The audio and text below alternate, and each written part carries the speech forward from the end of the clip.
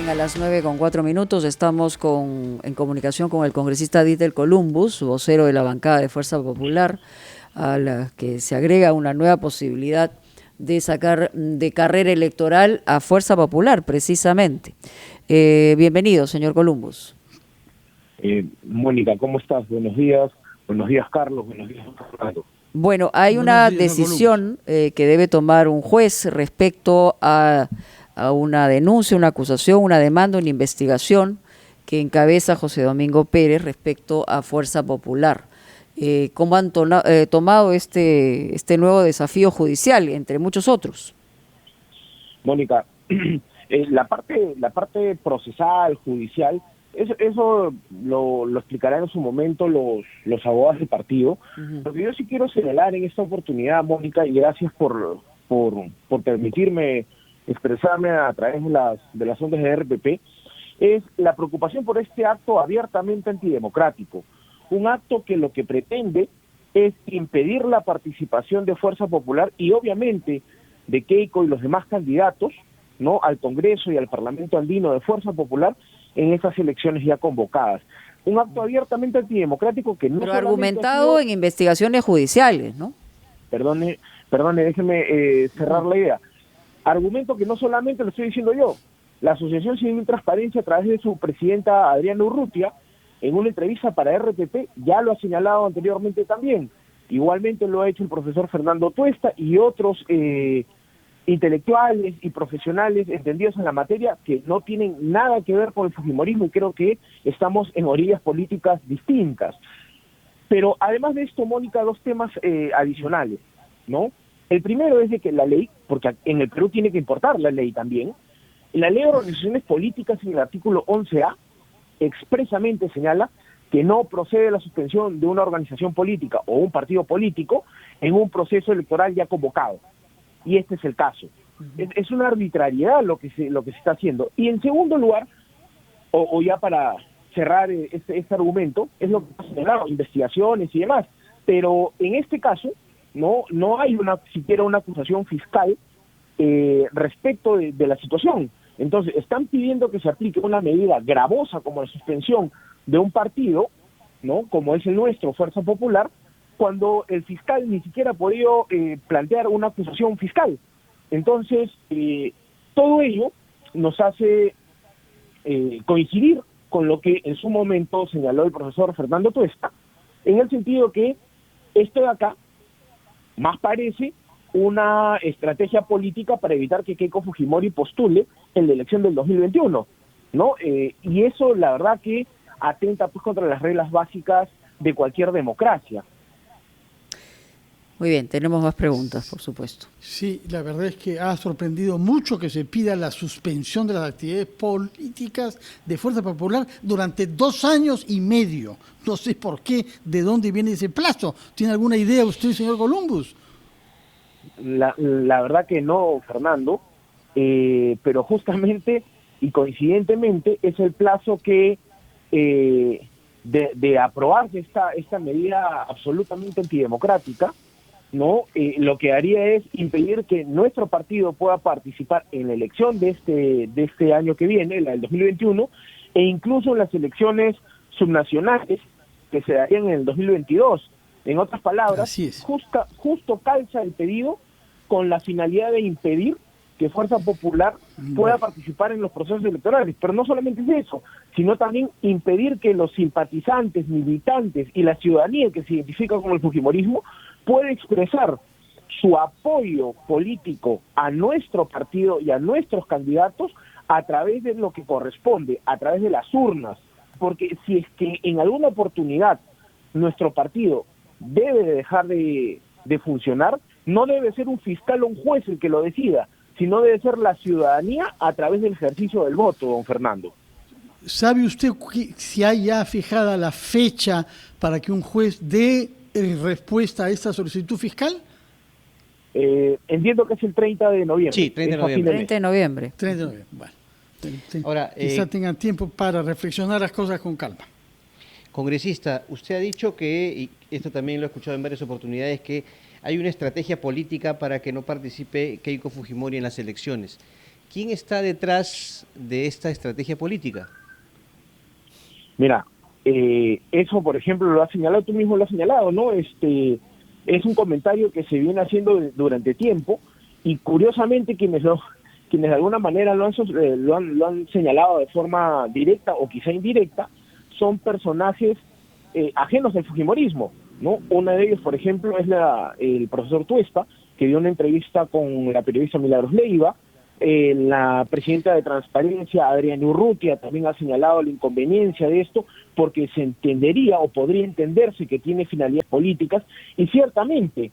Lo que pasa, congresista, disculpe, que en su momento... ilegal suspender a un partido político en un proceso electoral, entonces la finalidad obviamente no es legal. Si no es legal, tendría que tener una connotación política. Ahora, serán los fiscales que están pidiendo este tema que tendrán que explicar, no solamente, Carlos, un tema de por qué están yendo en contra de lo que dice la ley de organizaciones políticas, sino que cómo así han escogido a Fuerza Popular para que se aplique esta medida tan gravosa, cuando hay otras personas jurídicas que incluso ya tienen una acusación fiscal, que no es el caso de Fuerza Popular, y contra ellas, entiendo yo, no se aplica nada. Lo que pasa, congresista, es que en su momento yo he escuchado a representantes de Fuerza Popular manifestar que el gobierno estaba detrás de esta situación, detrás de este impulso hacia los fiscales Lavallato para impedir la participación de Fuerza Popular. Esto fue cuando estaba Martín Vizcarra en la presidencia de la República, pero ahora las situaciones han cambiado. Por eso le preguntaba a su criterio quién podría estar impulsando, ¿no?, desde detrás esta estrategia. Mira, el tema del señor Vizcarra yo no lo traía a colación ya, porque el señor no está en la jefatura de Estado, ¿no? Yo tomo las palabras que creo que ha señalado la nueva jefa del gabinete, la doctora Violeta Bermúdez, en el sentido de que el gobierno quiere un proceso transparente y ordenado, ¿no? Y parte de un proceso transparente y ordenado es, obviamente, que se respeten las reglas de juego electoral en nuestro país para todas las organizaciones políticas, y sobre todo asegurándole el efectivo ejercicio del derecho de sufragio, de elegir y ser elegido, que tenemos todos los ciudadanos. Eso es lo que el juez Zúñiga va a tener que merituar, además, el día 30 de noviembre, obviamente también ponderando el tema legal que te he señalado, ¿no? Bueno, de acuerdo, entonces sí. Esperemos, porque ya hemos comprendido este asunto, parece bastante chocante, veremos el 30 de noviembre. Quizá, Mónica, conviene más hablar sobre la situación de la bancada y las posiciones que ha adoptado frente al proceso político de las últimas semanas, porque hemos visto que han habido algunas disidencias, algunas dificultades que se han expresado en la renuncia de Marta Chávez, que es la más antigua fujimorista, miembro de esa bancada. Señor Dieter Columbus, ¿qué es lo que está pasando ya no a nivel judicial, sino a nivel político entre ustedes mismos? Mira, don Fernando, la renuncia de Marta, yo debo empezar señalando que en lo personal, y creo que a la bancada también, nos apena muchísimo la decisión que tomó Marta de alejarse de la bancada y del partido. Ella lo ha expresado, es más, en un comunicado que ha hecho público en redes sociales, señalando de que no comparte la decisión política que adoptó Fuerza Popular, y obviamente incluye eso. ¿Cuál de ellas? ¿Cuál de ellas? Porque ustedes votaron por la vacancia. Sí. No. ¿Cuál de ellas? El comunicado que saca Marta está relacionado, creo que es a un mensaje que saca Keiko el día domingo, si no me equivoco, sí, ¿no? En el que señala de que, dada la crisis que se ha dado en el país, la permanencia del congresista Merino en la presidencia de la República era insostenible, ¿no? Y entendemos, porque eso es lo que ha señalado en su comunicado, que en función a eso es que ella discrepa de la posición del partido y decide renunciar.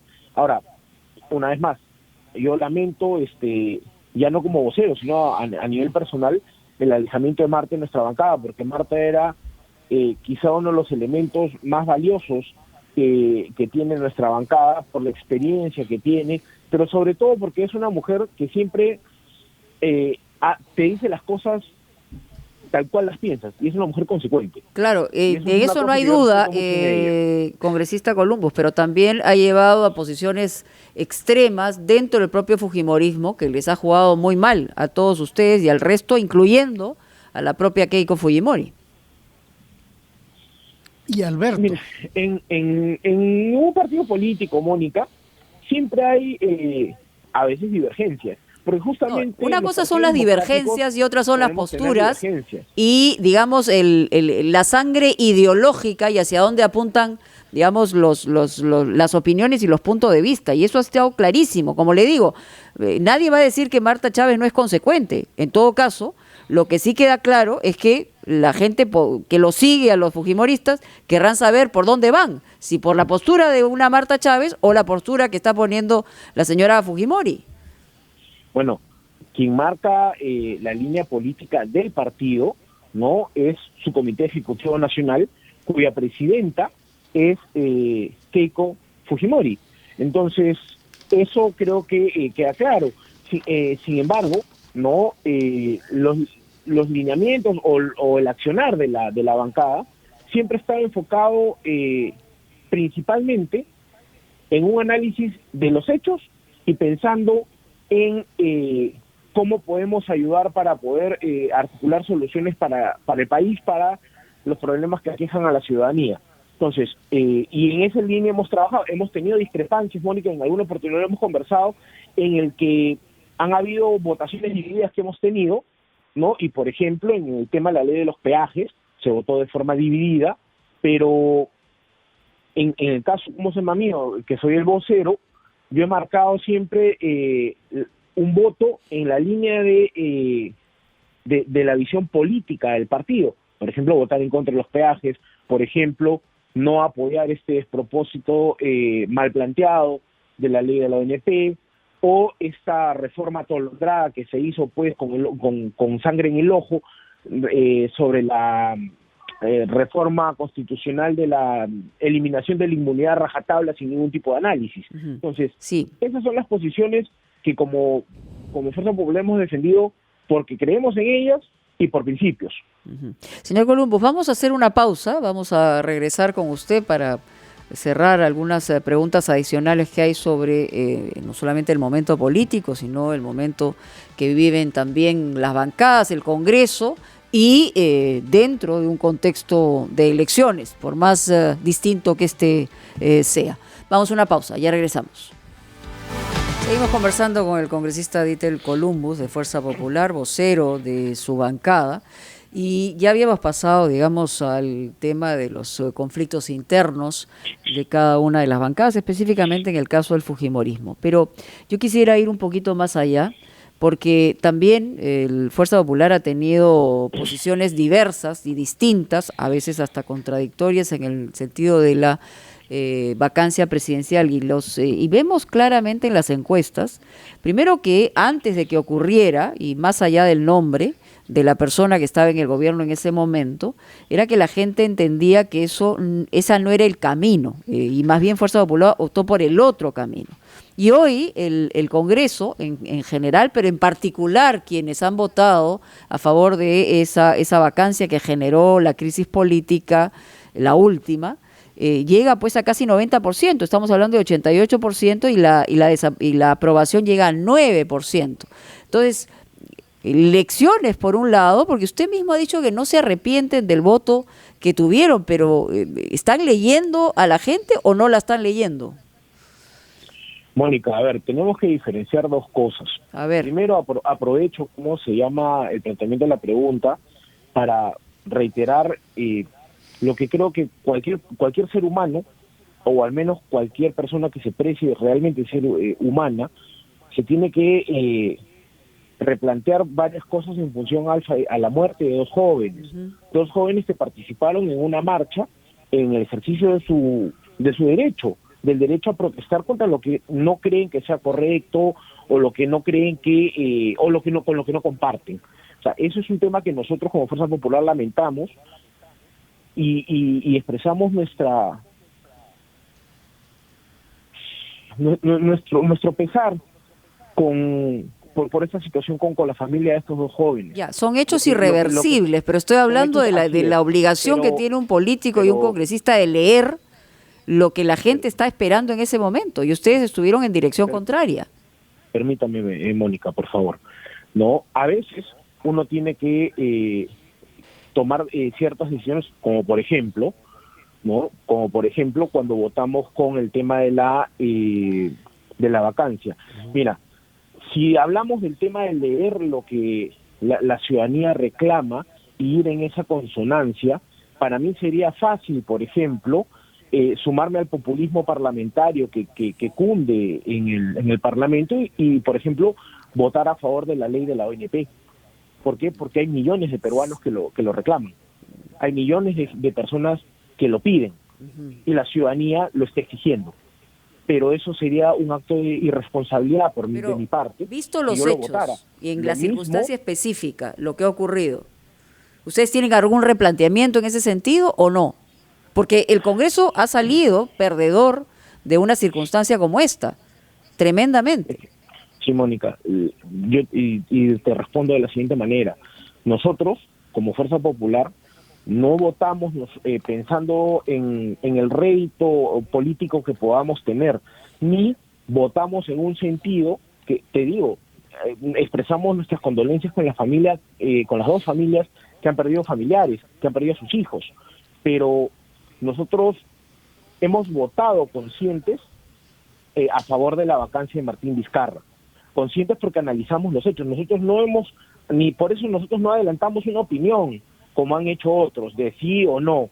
Quisimos cumplir y escuchar primero lo que decía el señor, y después de eso tomamos la decisión, Mónica. Una vez más, insisto, yo respeto lo que la ciudadanía ha manifestado después del voto de la vacancia, o bueno, parte pero de la ciudadanía esa reacción de la población no les ha hecho pensar a ustedes que quizás la decisión que tomaron en su momento no fue oportuna. No digo que no se investigue al expresidente Vizcarra porque hay indicios muy serios, pero ahora decir, caramba, creo que no era el momento por todo lo que pasó después. Quizá sí, Carlos, quizá el análisis, y además vamos a tener una reunión mañana, ¿no? Como bancada y con la dirigencia del partido, ¿no? Quizá el tema ha sido que no pudimos medir la magnitud de las consecuencias de la decisión política que tomamos. Pero vuelvo a insistir, si vamos a ir con la lógica que nos han planteado ustedes ahora, si debe ser la próxima semana que debemos estar discutiendo la insistencia de la ley de la ONP que ayudaría a 4.7 millones de aportantes a la ONP para que puedan sacar el dinero de las arcas públicas. Entonces, si los ciudadanos también, sabiendo que quieren eso y sabiendo que se pueden movilizar por eso, entonces votamos a favor entonces de la ley de la ONP para que los ciudadanos no se movilicen. Entonces, y con eso reventamos la caja pública y con eso dejamos sin pensiones a 600.000 jubilados. Entonces, creo que... Pero, puesto que nos habla de lógica, hemos comprendido, así, pero... ¿no? Sí, usted habla de lógica. Ahora, ¿cuál es la lógica de haber votado en agosto la confianza a Pedro Cateriano? 2 meses después votan a favor del señor Merino para que sea presidente de la República con los resultados que ya conocemos. Y 6 días después votan contra Sagasti. ¿Cuál es la lógica ahí? A ver, Cateriano, Merino, Sagasti. Sí, cómo no.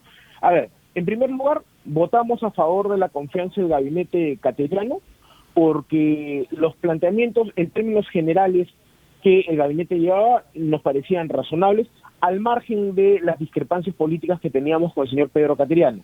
Porque y es evidente que él con nosotros y nosotros con él, pero esto no se trata de personas. En el caso del señor Merino, nosotros no hemos votado para que él sea presidente. Nosotros lo que hemos votado es la vacancia del señor Vizcarra. La Constitución establece cuál es el procedimiento de sucesión constitucional. Y en ese momento el presidente del Congreso era el señor Merino. O sea, nosotros no hemos votado para que el señor Merino asuma la presidencia. Nosotros hemos votado para que Vizcarra sea vacado por incapacidad moral. La sucesión constitucional establece que le correspondía al señor Merino. Ahora, el tema del señor Francisco Sagasti. Mira, ustedes han entrevistado a Rocío Silva y han entrevistado además a Francisco, también en RPP. Y ambos han señalado los esfuerzos que hemos hecho como Fuerza Popular para articular una solución a esta crisis que se había generado, ¿no? Desde el Congreso. Hay que, Mencionaron a algunas ¿sí? personalidades individuales como Carlos Mencía, no lo mencionaron a usted ni a la bancada, fue a Carlos Mencía que Eh, mencionó Rocío Siles Santisteban. No, si usted recuerda, don Fernando, Rocío Silva, ante la pregunta que le hace Mónica, le dice también además que yo también he participado en el tema y además que yo tuve, a diferencia de otros, la entereza, ¿no?, de decirle que ayudaremos a articular una solución, pero que nosotros no íbamos a votar por ella, y se lo dijo a Mónica, ¿no? ¿Y por qué no hemos votado por Francisco? Que además, en la reunión que tuvimos en Palacio ayer con el jefe de Estado, además de llevarle nuestro saludo y ratificar que íbamos a apoyar todo lo que se necesite para sacar adelante al país, Francisco puede dar fe de ello, que hemos tratado de articular una solución. El problema, don Fernando, es de que nosotros como Fuerza Popular, y ahora lo voy a personalizar como dice Columbus, ya no como vocero, que he estado todos los días en el hemiciclo, hasta incluso después de que acabaran las sesiones formales, conversando con los demás voceros, me era inadmisible, me era imposible, pues, votar, y lo voy a decir así, no por Francisco, sino por cómo se había compuesto la lista, y además de eso, porque a uno de los voceros, cuyo representante hoy está en la mesa, se le ocurre, pues, generar más problemas y decir, si no se respeta que mi candidata se mantenga, no, más allá si es no pensando en el país, salgo a la calle pues a mover a la gente para que vengan contra el Congreso.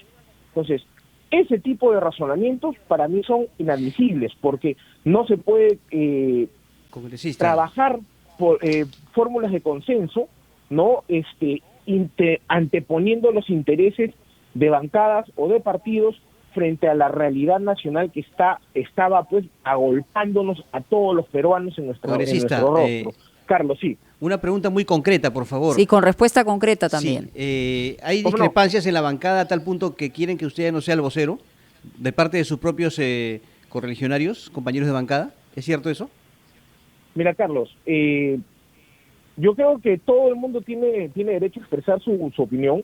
Hay algunos colegas que sí están quizá preocupados por ciertos temas, pero ellos saben que el cargo de la vocería está a disposición de ellos, ¿no? Ellos fueron los que me eligieron, y si es que creen que yo he cumplido un ciclo como vocero, también ellos me lo pueden hacer saber, y yo no tengo ningún problema en renunciar a la vocería o que la ¿Es cierto que otra usted no le quiere persona. firmar sus proyectos No le quiero firmar los proyectos a quién. a los congresistas, a algunos congresistas de Fuerza Popular? Esa es la versión que nos llegó.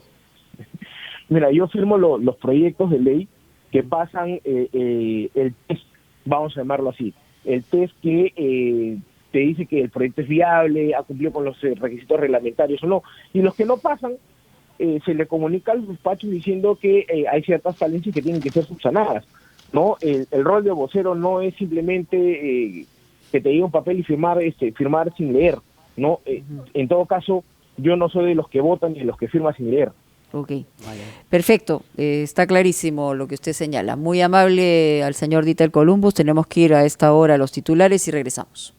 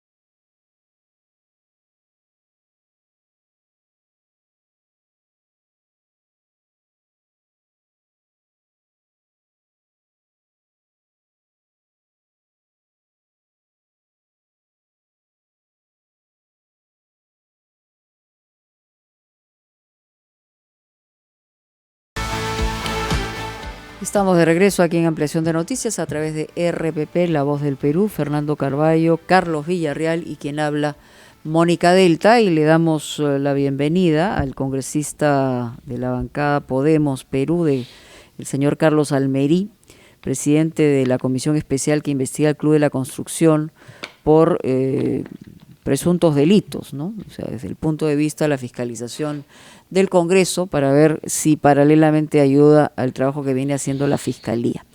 Pero yo quisiera empezar, congresista Almerí, con digamos, la fotografía de lo que ha sido la percepción de la gente de la actuación del Congreso. Está en su peor momento este Congreso, que tenía encargo acotado, que empezó con esperanza, incluso llegó a algún tipo de respaldo, teniendo en cuenta que la gente aprobaba la anterior disolución, pero ha llegado un momento en que la aprobación solo alcanza el 9% y hay casi 90% que lo rechaza.